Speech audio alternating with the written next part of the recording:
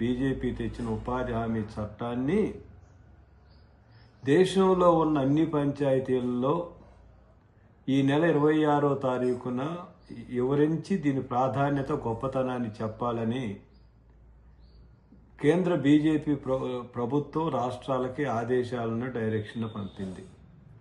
అఖిల భారత వ్యవసాయ కార్మిక సంఘం తరపున ఈ చట్టాన్ని తిరస్కరించాలి, 2005 మహాత్మా గాంధీ జాతీయ ఉపాధి హామీ చట్టాన్నే ఉంచాలని డిమాండ్ చేస్తూ పంచాయతీల దగ్గరికి వెళ్ళి పంచాయతీల్లో నిరసన చెప్పాలి. పంచాయతీ సర్పంచులు వార్డు మెంబర్లని రిక్వెస్ట్ చేసి దీన్ని 2 కొత్త చట్టాన్ని తిరస్కరిస్తూ తీర్మానాలు చేపించాలి.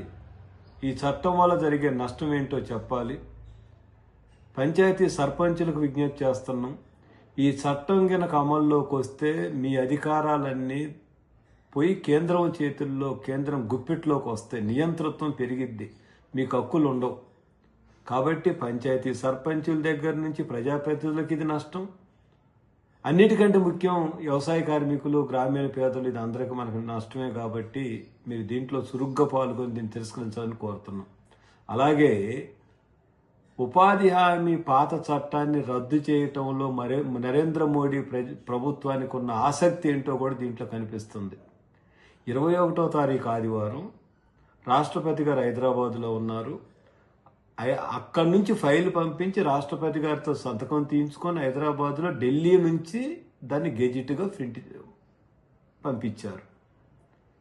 అంతేకాదు ఆదివారం రోజునే సేమ్ గంట టైంలో రూరల్ డెవలప్మెంట్ మినిస్ట్రీ రాష్ట్ర ప్రభుత్వాలకి సర్క్యులర్ పంపించారు చీఫ్ సెక్రటరీలకి. డిసెంబర్ 26వ తారీఖులోపు మీరు గ్రామ సభలు పెట్టి వీళ్ళకి వివరించండి. ఏంటి బీజేపీ పైశాచిక ఆనందం? ఏం సాధించాలని బీజేపీ ప్రయత్నం చేస్తుంది? మీ ఉద్దేశాలు తెలియట్లేదా? అసలు కనీసమైనటువంటి మనుషులేనా బీజేపీ ప్రభుత్వం? ఉపాధి హామీ కూలీల్లో పాల్గొనే వాళ్ళందరూ దళితులు, గిరిజనులు, ఇతర పేదలు మనకు తెలుసు ఎక్కువ సంఖ్యలో. 23, 24, 25వ తారీఖు రోజుల్లో క్రిస్టమస్. మనకి ఎవరికి ఏ మతభావాలు ఉన్నా లేకపోయినా వాటి గౌరవించాలి. అంటే ఏమిటి? ఆ రోజుల్లో దళితులు, గిరిజనులు అయినటువంటి క్రిస్టియన్స్తో ఆ వాళ్ళు పండగల్లో ఉన్నప్పుడు జై శ్రీరామ్, జీ రామ్జీ అనిపించాలనే మీ ఉద్దేశం? ఏంటి మీ పైచాచిక ఆనందం? ఏం చేయాలనుకుంటున్నారు ఈ దేశాన్ని? సెక్యులరిజాన్ని మంటగలిపి ప్రజల్ని, పేదలను కూడా చేల్చాలనే మీ ఉద్దేశం? కాబట్టి మేము మొదటి నుంచి చెప్తున్నాం, మహాత్మా గాంధీని హత్య చేసిన గాడ్సే వారు రెండోసారి మళ్ళీ మహాత్మా గాంధీ చట్టాన్ని చంపారు.